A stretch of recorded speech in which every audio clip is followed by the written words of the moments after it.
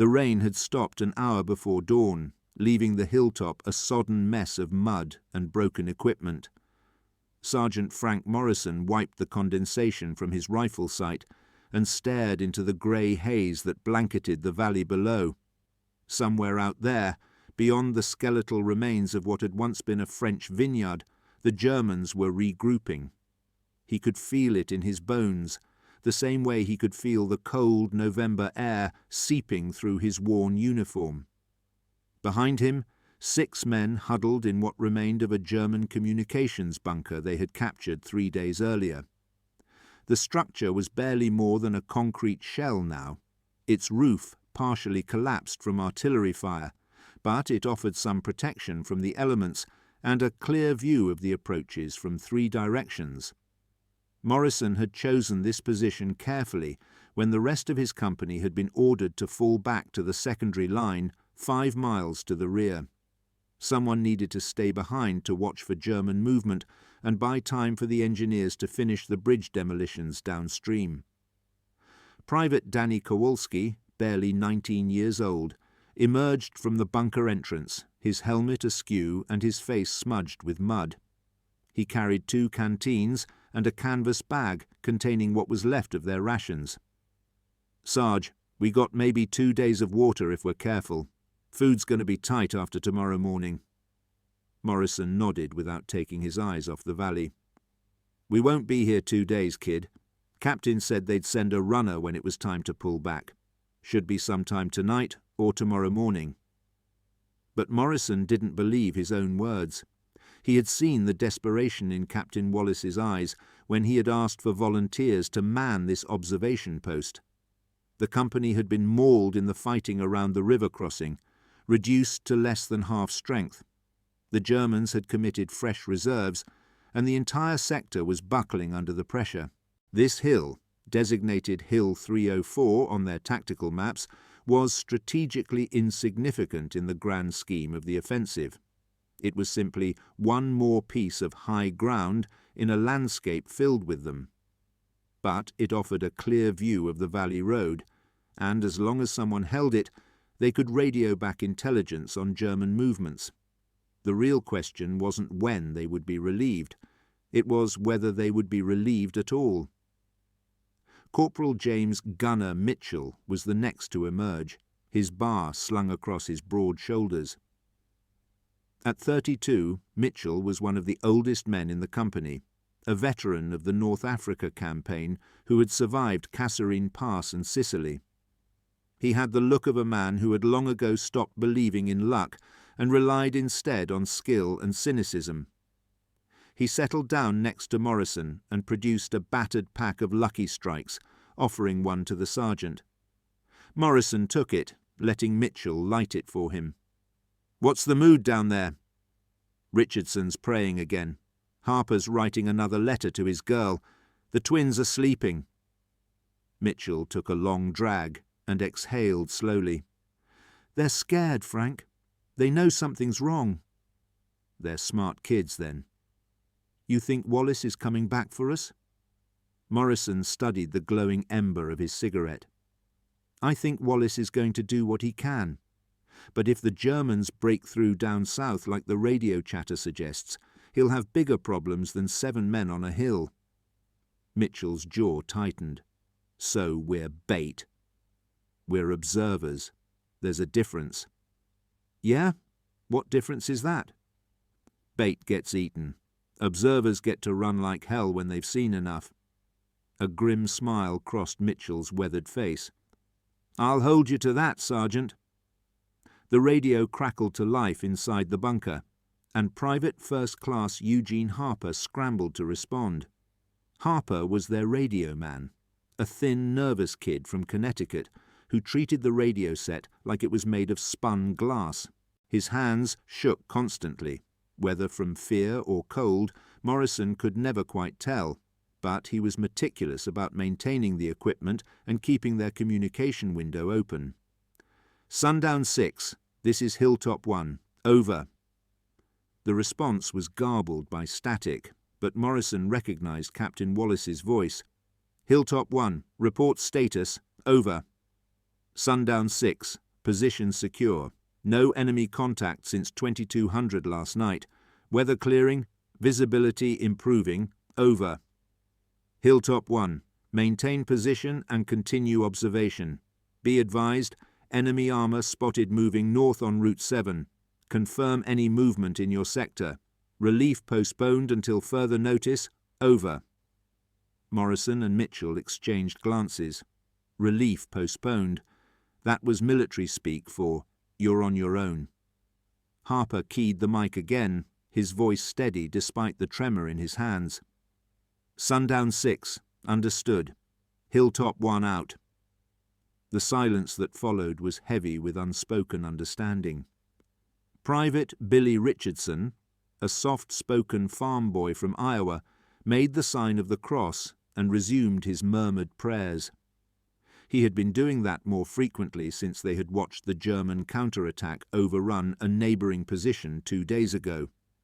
None of those men had made it out. The Alvarez twins, Miguel and Carlos, were the youngest of the group at 18. They had lied about their ages to enlist together, and the army, desperate for bodies after the invasion of France, had looked the other way. They were inseparable, sleeping in shifts so one could always watch over the other. Miguel was the talker, quick with a joke even in the worst situations. Carlos was quieter, more introspective, but his aim with a rifle was uncanny. Morrison had seen him pick off a German machine gunner at 400 yards in the rain. Morrison ground out his cigarette and stood, stretching his cramped legs. "All right, listen up. We all heard the radio.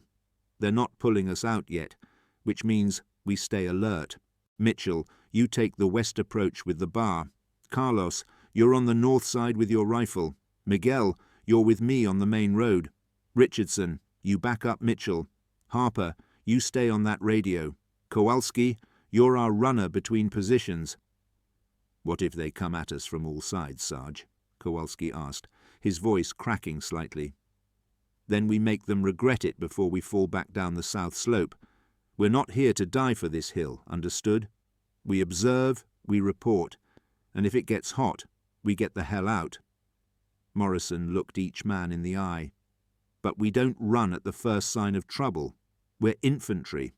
We hold until we can't hold any more. Clear?" A chorus of "Yes, Sergeant" echoed back to him, some voices more confident than others. The morning dragged on with agonizing slowness. Morrison rotated the men in shifts, making sure everyone got a chance to rest and eat. The bunker's interior was damp and smelled of mold and cordite, but it was shelter. He allowed small fires in the remains of the stove only after full darkness, knowing the smoke would give away their position during daylight. By noon, the fog had burned off completely, revealing the full extent of the devastated landscape below. The valley had once been prime farmland, with neat rows of crops and stone farmhouses dotting the hillsides. Now it was a moonscape of shell craters, burned-out vehicles, and collapsed buildings. A German half-track sat at an angle in a ditch 200 yards down the slope, its crew still inside, frozen in the positions they had died in during the previous week's fighting. Mitchell was the first to spot the movement. "Sarge, we got company. East side of the valley, near the tree line." Morrison swung his binoculars in that direction and felt his stomach tighten.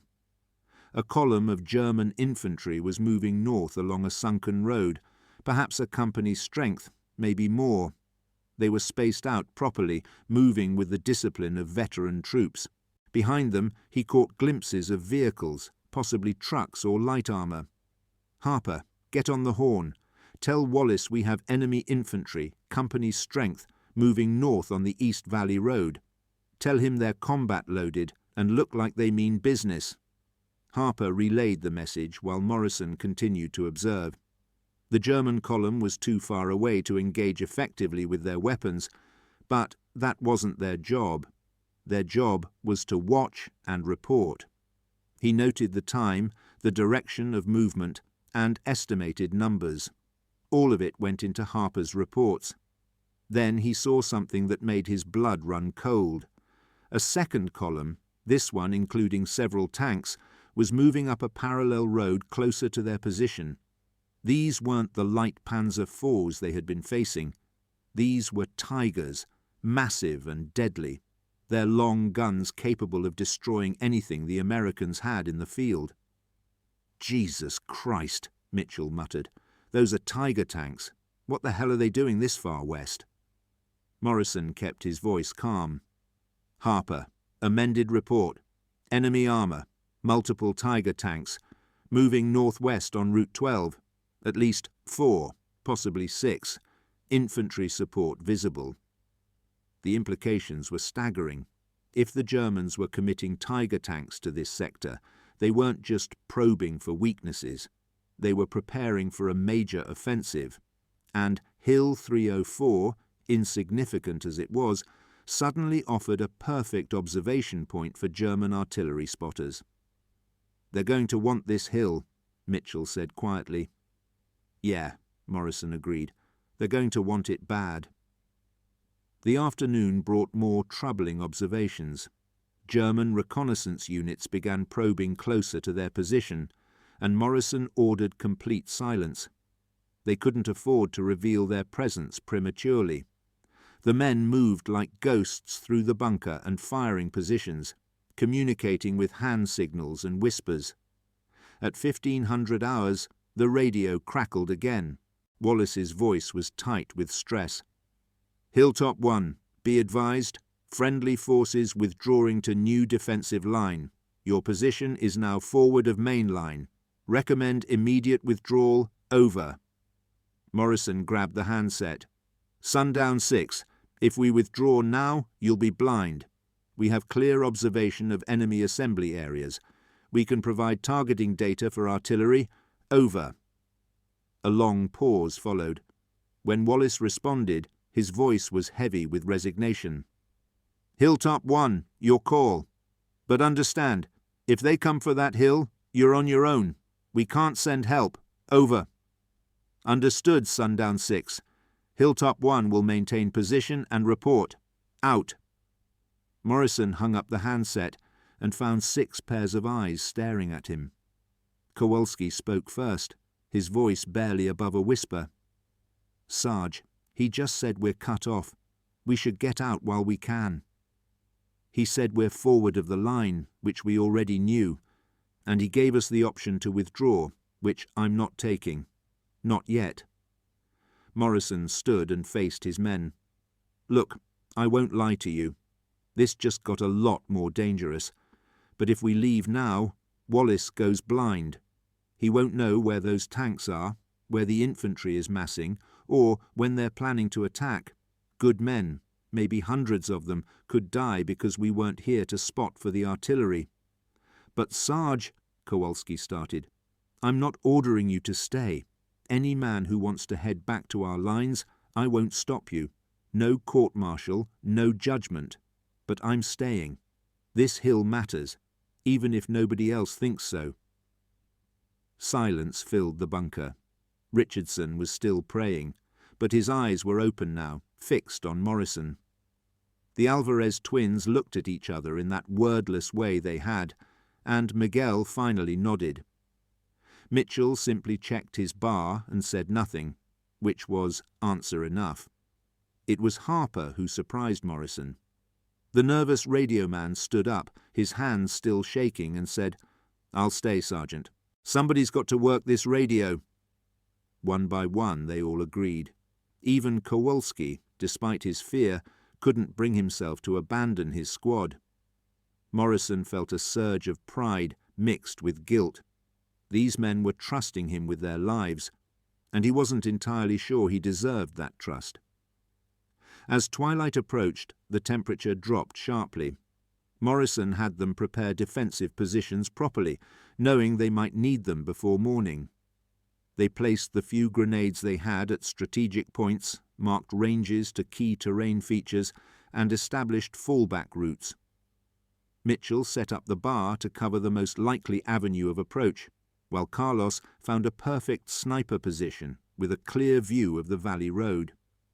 The first artillery shell came in just after dark, screaming overhead and detonating 50 yards down the slope. Morrison barely had time to shout, "Incoming!" before the second and third rounds followed, closer this time, walking up the hillside in a deadly pattern. The men pressed themselves into whatever cover they could find as the earth shook and shrapnel whined through the air. It was probing fire, Morrison knew. The Germans were testing to see if anyone was still up here. If they returned fire or revealed their positions, the artillery would intensify. So they lay still and silent, letting the earth heave around them, praying that none of the shells found their bunker. After 10 minutes, the shelling stopped as abruptly as it had begun. Morrison's ears rang in the sudden silence. He counted heads in the darkness. Everyone was alive, though Kowalski had a cut on his forehead from flying debris, and Richardson looked like he might be sick. "Sound off," Morrison whispered. "Mitchell, okay. Harper, okay. Carlos, good. Miguel, I'm fine, Sarge. Richardson here. Kowalski, just a scratch." Morrison exhaled slowly. "Nobody fires unless I give the word. They're trying to get us to give away our position. Harper, get on the radio. Tell Wallace we're taking artillery fire but holding position." Harper crawled back to the bunker where the radio was set up. The antenna was their most vulnerable point, a thin wire stretched between two broken posts that could be spotted if the Germans looked carefully, but without it they had no way to communicate. Mitchell slithered over to Morrison's position. "They know we're up here. That wasn't random fire." "Maybe, or maybe they're just being thorough." Morrison peered into the darkness below. The moon was a thin crescent, offering little light. "Either way, we need to be ready. Check your ammunition. Make sure everyone knows where their fallback position is." The next 3 hours passed in nerve-wracking tension. Every sound, every shadow could be the enemy. Miguel thought he saw movement near the burned-out half-track and nearly opened fire before Carlos grabbed his arm and pointed out it was just a piece of canvas flapping in the wind. Richardson's prayers became more fervent, a constant murmur that both irritated and comforted the others in equal measure. At 2200 hours, they came. Carlos saw them first, darker shadows moving against the darkness at the base of the hill. He gave a low whistle, their signal for enemy contact, and Morrison crawled to his position. Through the rifle scope, Morrison could make out perhaps a dozen figures advancing in two groups, using the terrain expertly. These weren't green troops. They moved like hunters, patient and deliberate. Morrison made his way back to the command position and gathered the men. "We have German infantry advancing from the north slope, maybe a dozen, possibly more we can't see. They're doing a reconnaissance in force, trying to figure out if this hill is occupied and in what strength." "Do we engage?" Mitchell asked, his hand already on the bar's grip. "Not yet. Let them get closer. If we open fire too soon, they'll just pull back and call in more artillery. We need to make them commit, make them think we're weak enough to overrun quickly."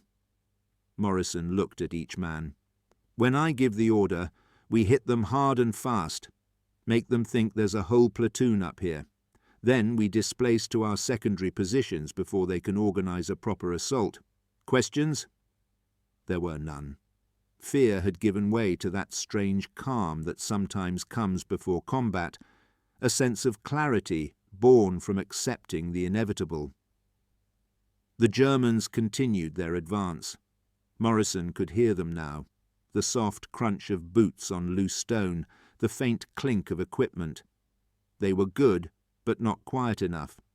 He waited until they were 75 yards out, close enough that their weapons would be devastating, far enough that they'd have to cross a lot of open ground under fire. "Stand by," he whispered. 60 yards, 50. He could make out individual shapes now, helmets silhouetted against the sky. One of them was carrying what looked like a machine gun, broken down for easier transport. That was their primary threat. 40 yards. Now! Mitchell opened up with the bar, the distinctive rapid-fire crack cutting through the night. Tracers streaked downhill, and Morrison saw 2 Germans fall immediately. Carlos fired 3 measured shots, each one finding a target. Miguel and Kowalski added their rifles to the fusillade, while Richardson, his prayers forgotten, worked his M1 with surprising efficiency. The German reaction was immediate and professional. They dropped into cover and returned fire, muzzle flashes winking in the darkness. Bullets cracked overhead and spanged off the concrete bunker. Morrison heard someone scream in German, orders being shouted. The machine gun team was trying to set up, and Mitchell saw it too. He shifted his aim and sent a long burst their way. The gun fell silent. "Grenades!" Morrison shouted. He pulled a grenade from his belt, yanked the pin and hurled it down slope. The twins did the same. The explosions lit up the hillside for brief moments, revealing Germans scrambling for cover or lying still. "Displace! Displace!" Morrison ordered. They had rehearsed this. Mitchell grabbed the bar and sprinted to the secondary position 50 yards to the east. The others followed in pairs, bounding back while covering each other. Harper had already moved the radio, risking his life to make sure they didn't lose contact with headquarters. The Germans, thinking the Americans were retreating, pressed their attack. It was a mistake. From their new positions, Morrison's men had clear fields of fire on the approaches. When the Germans came over the crest where the bunker sat, they walked into a killing zone. Mitchell's bar caught 3 of them in the open. Carlos dropped another with a headshot at 100 yards in near darkness. The German assault broke. Morrison heard whistles blowing, retreat orders being shouted. The survivors pulled back down the slope, dragging their wounded with them. In the sudden silence that followed, Morrison could hear his own heartbeat pounding in his ears. "Cease fire! Cease fire!" he called out. "Sound off!" Everyone was alive. Kowalski had taken a round through his sleeve that hadn't touched skin. Miguel had twisted his ankle during the displacement, but could still move. Otherwise, they were intact. "Harper, report to Wallace. Tell him we repelled an enemy probe. Estimate squad strength, multiple enemy casualties. Request artillery on the northern approach coordinates." Morrison rattled off the numbers, and Harper relayed them. 10 minutes later, American artillery began falling on the German assembly area at the base of the hill. The explosions lit up the valley in brilliant flashes of orange and white. Morrison allowed himself a grim smile. They had done their job. The Germans now knew the hill was defended, but they didn't know by how many. With luck, they'd assume a full platoon held the position. But Morrison knew better. The Germans would be back, and next time they would come in force. Mitchell settled in next to him, breathing hard. "That was too close, Frank. It's going to get closer. How long do you think before they try again?" Morrison checked his watch. 2, maybe 3 hours. They'll want darkness for the assault, but they'll also want time to organize properly, and they'll bring more men. How many more? Enough. They spent the next hour improving their positions and redistributing ammunition. The men were running on adrenaline now, hands shaking as they reloaded magazines and checked weapons. Richardson had stopped praying and started humming something under his breath, a hymn Morrison vaguely recognized. Carlos and Miguel were arguing in Spanish about something, their usual way of dealing with stress.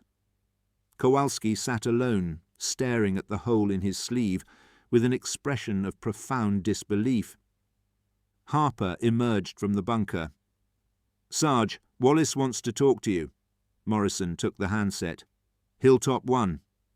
Frank, this is Jim Wallace. What's your situation?" The captain's use of first names told Morrison this was off the record. "We're holding, sir. 7 effectives, adequate ammunition, good positions. Enemy knows we're here now. Frank, you need to get your men out of there. Intelligence says there's a full German regiment in that valley. They're staging for an assault on our main line, and your hill is going to be right in their path. Then you need us here even more. We can spot for artillery, slow them down, maybe buy you time to prepare. You can't hold that hill against a regiment with 7 men. I don't plan to hold it, sir. I plan to make them work for it, report what I see, and extract when the time comes. But if we leave now, you're blind. You won't see them coming until they're on top of you. A long silence followed. Morrison could hear radio chatter in the background, the controlled chaos of a headquarters under pressure. When Wallace spoke again, his voice was tight. "All right, Frank, but the minute, and I mean the minute it becomes untenable, you get your boys out. That's an order." "Understood, sir." "And Frank, what you're doing, it matters. Don't let anyone tell you different." The radio went dead. Morrison handed the handset back to Harper and found Mitchell watching him. "What did he say?" "He said we're crazy and we should pull out." "But we're staying." "We're staying." Mitchell nodded slowly. "You know, I got a bad feeling about this hill, Frank. Had it since we got here. Like, this is where my number comes up." "You've had that feeling since North Africa. You're still here." "Yeah, but eventually the odds catch up. Law of averages." Morrison lit another cigarette, his last one. "Then I guess we better make sure we beat the odds one more time." The German artillery opened up at 0200 hours, and this time it wasn't probing fire. The shells came in waves, systematic and brutal, walking across the hilltop in a predetermined pattern designed to destroy any defensive positions. Morrison had anticipated this and moved his men off the crest and into covered positions on the reverse slope. They huddled in shallow holes and behind rocks while the world exploded around them. The barrage lasted 40 minutes, an eternity of shrieking metal and pulverized earth. When it finally stopped, Morrison's ears were bleeding and he couldn't hear anything except a high-pitched ringing. But he could see, and what he saw in the pre-dawn darkness made his stomach drop. Germans, dozens of them, maybe more than 100, advancing up the hill in organized waves. They were using proper infantry tactics, one squad providing covering fire while another advanced, leapfrogging up the slope with mechanical precision. Behind them, Morrison spotted at least 2 machine gun teams setting up to provide suppressive fire. He grabbed Harper, shouted directly in his ear, "Tell Wallace, full company assault from the north. Need artillery danger close." Harper scrambled back to the radio, while Morrison organized their defense.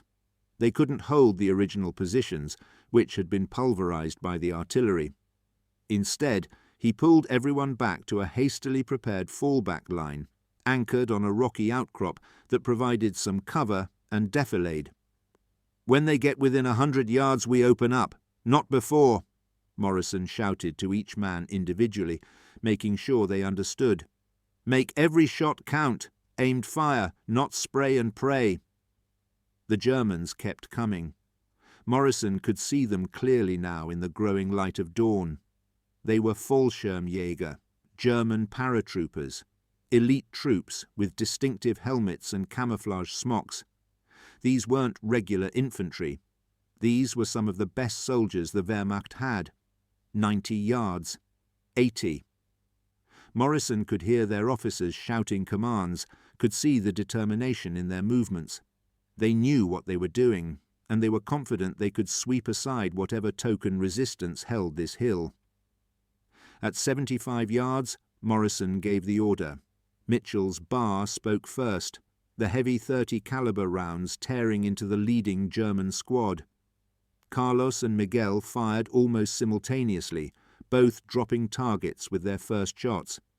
Richardson, Kowalski and Morrison added their rifles to the storm of lead. The effect was devastating.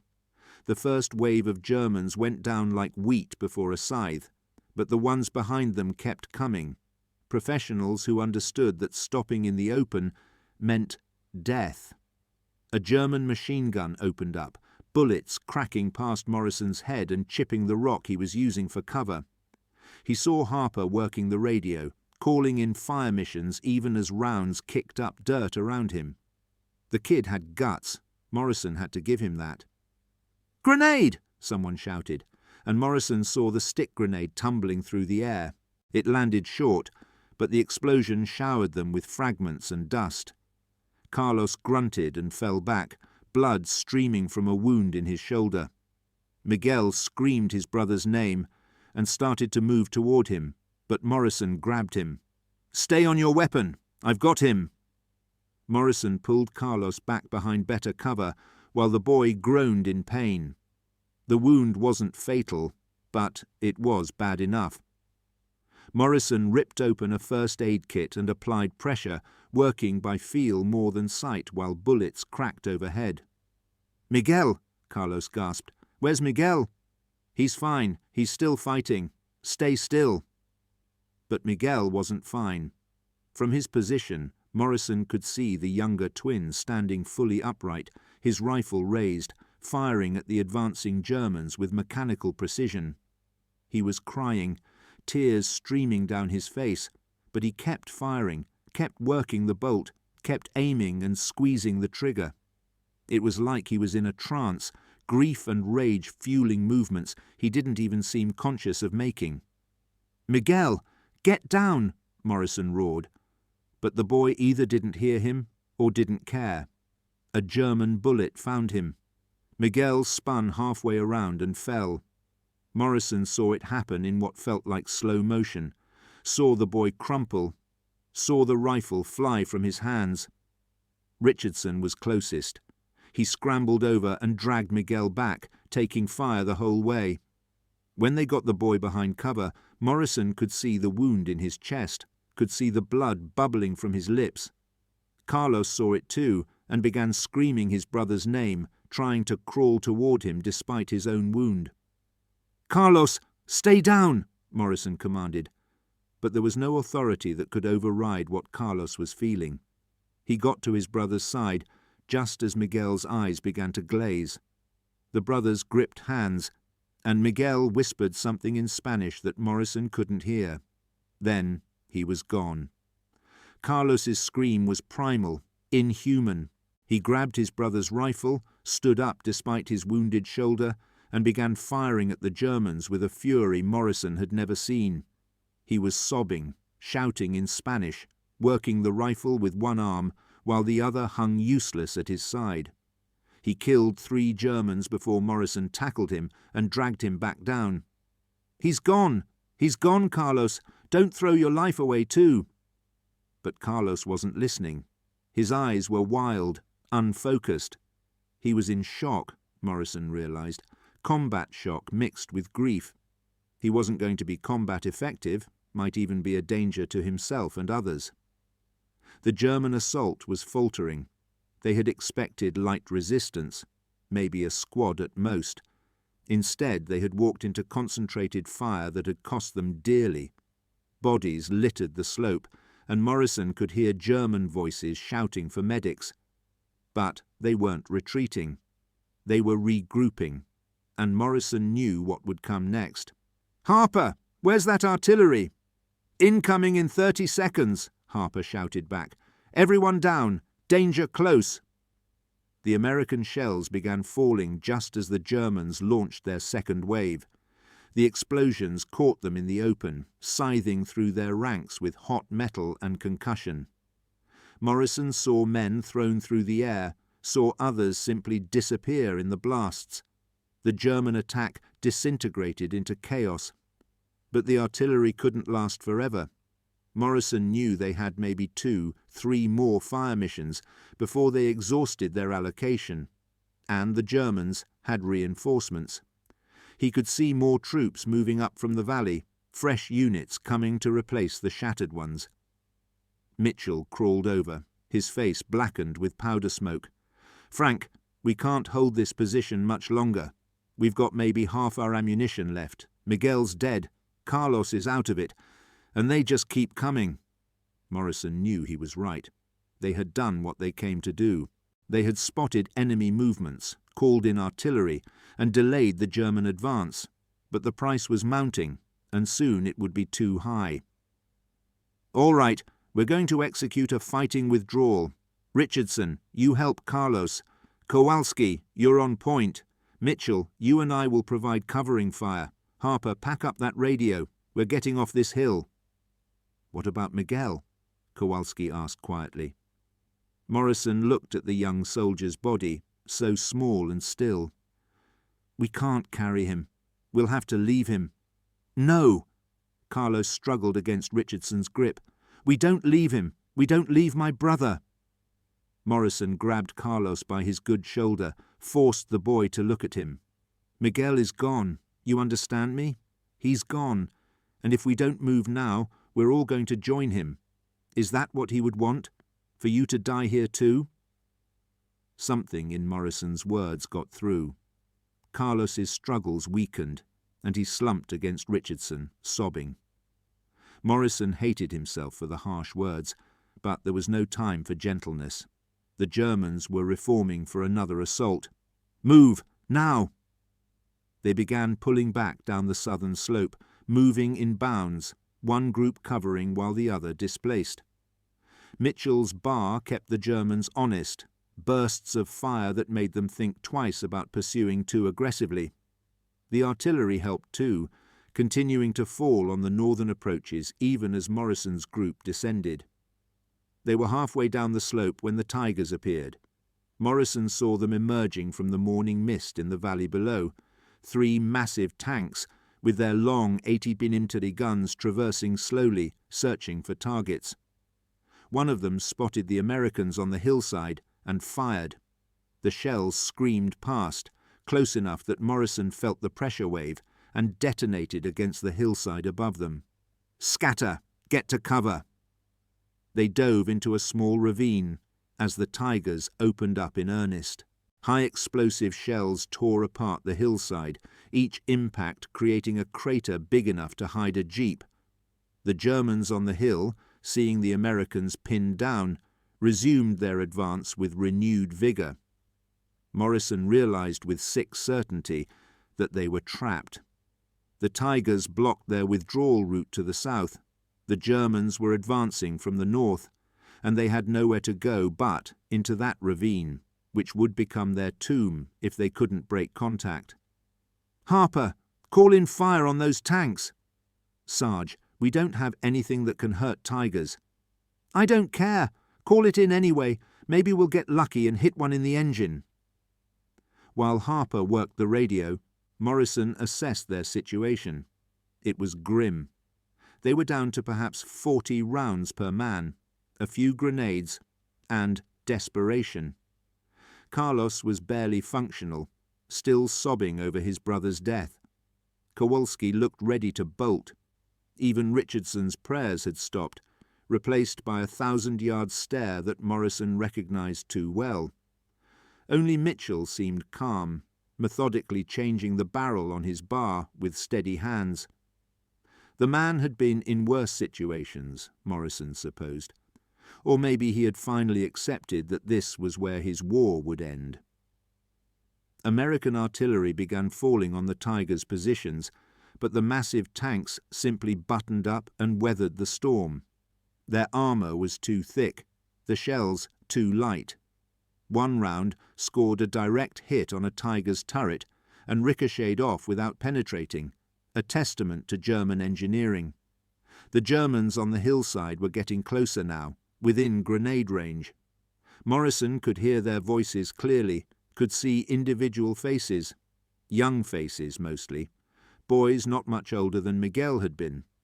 But there was nothing young about the way they moved or the determination in their eyes. "Sarge, what do we do?" Kowalski's voice was high with panic. Morrison didn't have an answer.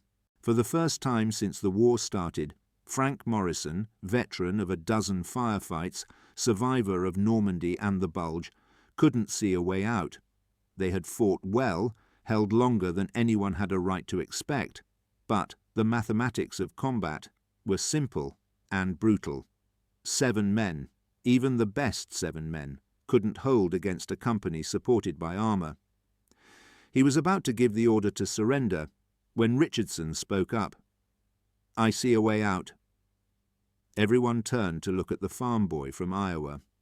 Richardson was pointing to a fold in the terrain, a natural drainage that ran perpendicular to their current position, angling away from both the Tigers and the advancing Germans.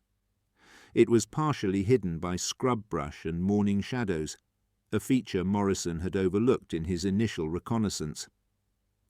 "It leads to a creek bed that runs behind that destroyed village we passed on the way up," Richardson continued. "Used to hunt coons in terrain like this back home. If we can make it to that creek, we can follow it west, put some distance between us and the Krauts." Mitchell studied the route through his binoculars. "It's exposed for maybe 30 yards before we reach cover, and those Tigers will have a clear shot the whole way." "You got a better idea?" Morrison asked. Nobody did. Morrison made the decision. "Okay, here's how we do this. Smoke grenades first, everything we have. Create a screen between us and those tanks. Then we move fast, no stopping for anything. Mitchell and I go first, secure the far end. Richardson, you help Carlos. Kowalski, Harper, you follow. Move on my signal and don't look back." They pulled out their remaining smoke grenades. Morrison had 2, Mitchell had 1, Harper had 1. 4 grenades to create a screen across 30 yards of open ground. It wasn't enough, but it would have to do. "On 3, 1, 2, 3. They threw the grenades simultaneously. White phosphorus smoke billowed up, creating a wall of concealment between their position and the Tigers. Morrison didn't wait to see how effective it was. He broke from cover and sprinted for the drainage, Mitchell right beside him. The bar held at port arms. A Tiger fired blind into the smoke. The shell screamed past Morrison's head so close he felt his helmet vibrate. He kept running, legs pumping, lungs burning. Behind him, he could hear the others moving, could hear Richardson shouting encouragement to Carlos. Then he heard the scream. Morrison risked a glance back and saw Kowalski on the ground, clutching his leg. A shell fragment had caught him, spinning him around and dropping him like a stone. Harper was turning back, trying to help, but another Tiger round impacted nearby, the blast picking up both men and throwing them like rag dolls. "No!" Morrison started to turn back, but Mitchell grabbed him. "They're gone, Frank. Keep moving." Morrison saw it was true. Neither Harper nor Kowalski were moving, their bodies twisted at unnatural angles. The radio lay smashed beside them, their link to headquarters severed.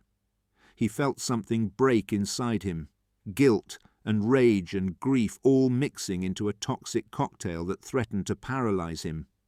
But Mitchell was pulling him forward, and his legs were moving automatically. They reached the drainage and dove into it, just as the smoke began to clear.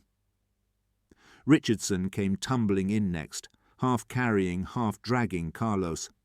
The boy's shoulder wound had reopened, fresh blood soaking through the bandage.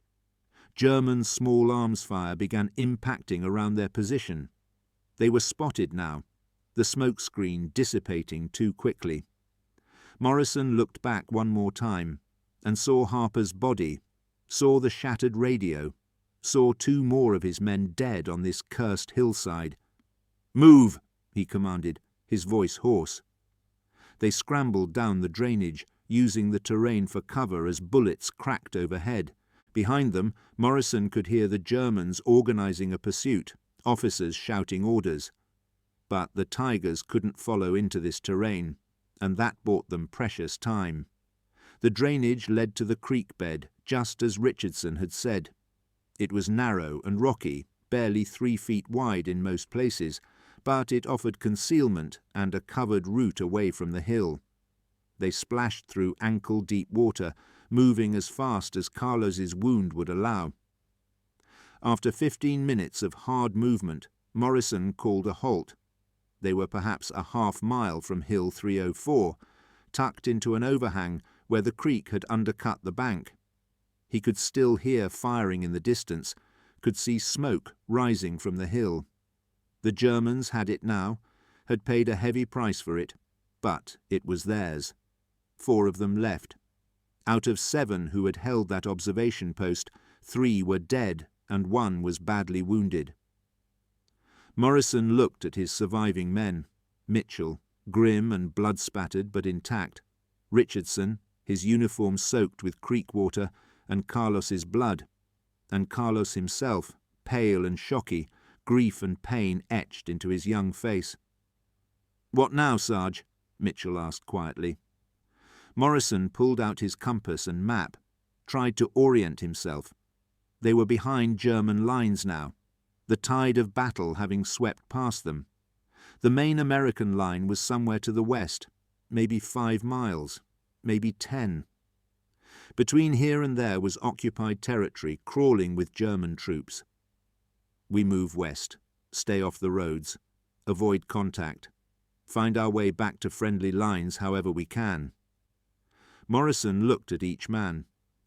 We held that hill for 36 hours with 6 men. We spotted enemy movements, called in artillery, and delayed their advance. Miguel, Harper, and Kowalski didn't die for nothing. We're going to make sure of that by getting home and telling Wallace what we saw. But even as he said it, Morrison wondered if anyone would care. 3 dead boys, 3 families who would receive telegrams and folded flags.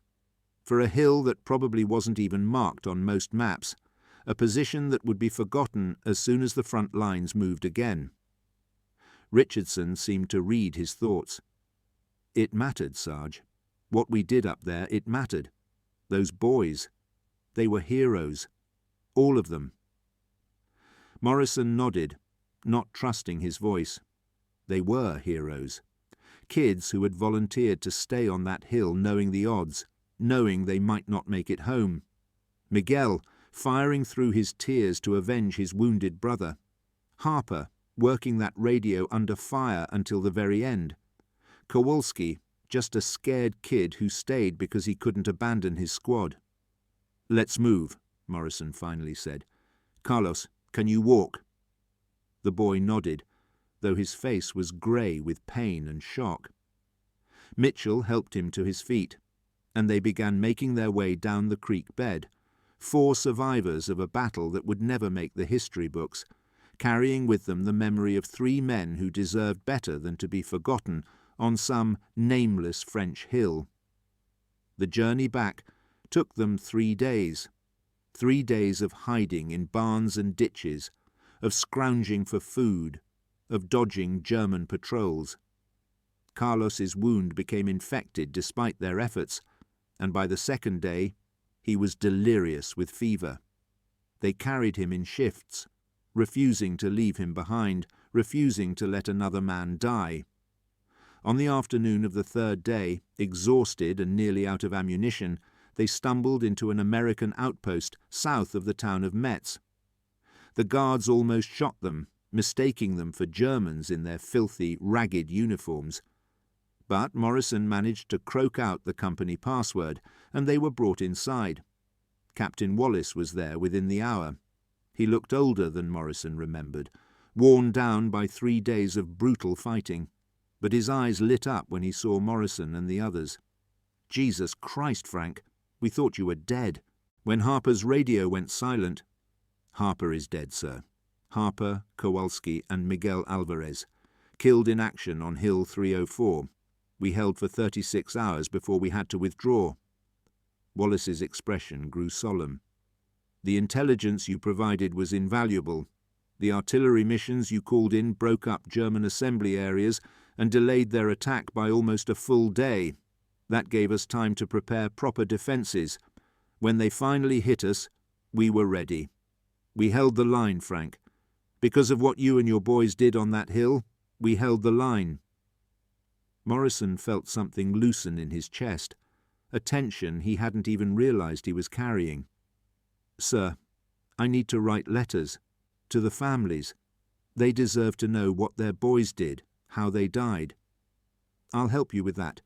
But first, get Carlos to the aid station and get yourselves some food and rest.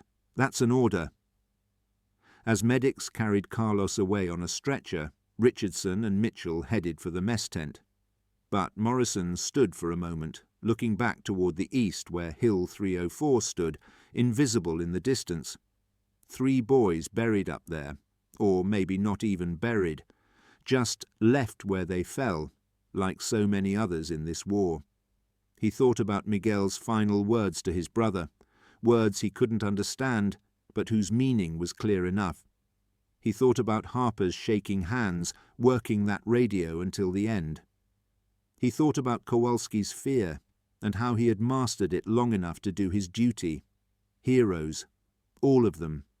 Not the kind who got medals or parades, just kids who held a hill because their sergeant asked them to, because it needed to be done, because that's what soldiers do. Morrison pulled out a battered notebook and began making notes for the letters he would write. 3 letters, to 3 families, trying to explain the unexplainable, trying to give meaning to sacrifice that no words could truly capture. But he would try. He owed them that much. 36 hours on Hill 304, 7 men who became 4, 3 who gave everything.